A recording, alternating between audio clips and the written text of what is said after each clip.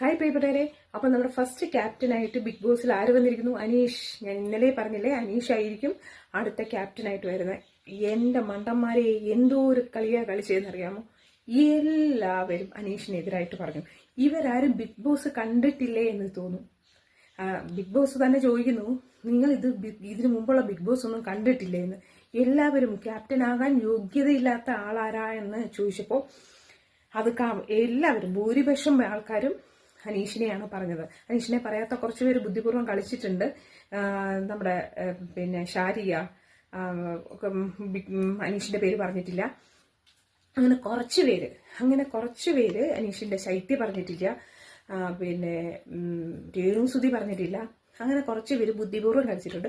ചില വണ്ണന്മാരെയും ശങ്കര ഇത് coconut tree അനീഷിന്റെ പേര് തന്നെ പറഞ്ഞു. അങ്ങനെ ഫസ്റ്റ് ക്യാപ്റ്റനായിട്ട് അനീഷ് കയറി. മക്കളെ, അനീഷ് കയറി. ഇപ്പൊ എങ്ങനെയുണ്ട് കളി? എങ്ങനെയുണ്ട്?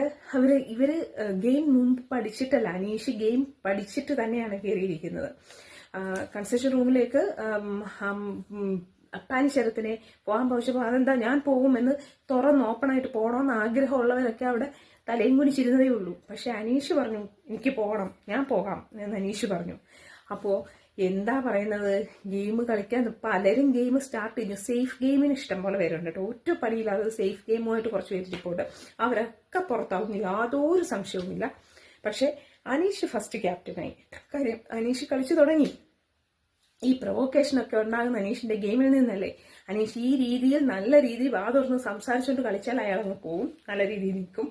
അല്ലെങ്കിൽ വേറെ ആൾക്കാർ സ്കോർ ചെയ്യും. നമ്മുടെ റിയ ഫാത്തിമ കുട്ടി മിട്ടിക്കുകയാണ്. അവള് എന്താ കൊച്ചുകുട്ടി, അവളുടെ ഗെയിം ഒന്ന് കാണാനുണ്ട്. അവൾ ഗെയിം പഠിച്ച് കളിക്കാൻ തന്നെ ഇറങ്ങി വന്നിരിക്കുകയാണ്.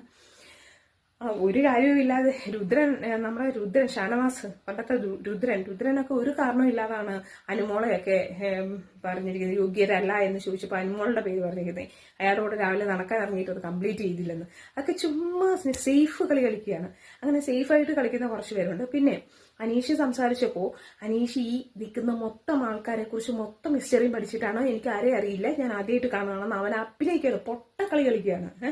പക്ഷെ ഇവരെ എല്ലാം അറിയാം. അതിന്റെ ഒന്നാമത്തെ ഉദാഹരണമാണ് ഷാരിയ. ഒരു ഹോട്ട് സീറ്റ് കൈകാര്യപ്പെടുന്ന ആളാണ് എന്ന് പറഞ്ഞു കഴിഞ്ഞപ്പോൾ തങ്ങളുടെ ഹോട്ട് സീറ്റിൽ ഇരിക്കുന്നവരെ മോശമാക്കുന്ന രീതി സംസാരിക്കുന്ന കാര്യങ്ങളൊക്കെ ഇവർ കാണാനിട്ടാ ചോദിച്ചത്, കണ്ടിട്ട് തന്നെയാണ് ചോദിച്ചത്. പക്ഷെ മിടിക്കുകയാണ് ഷാരിക. അവൾ അതിന് വ്യക്തവും കുറിക്കൊള്ളുന്നതായ മറുപടി കൊടുത്തിട്ടുണ്ട്.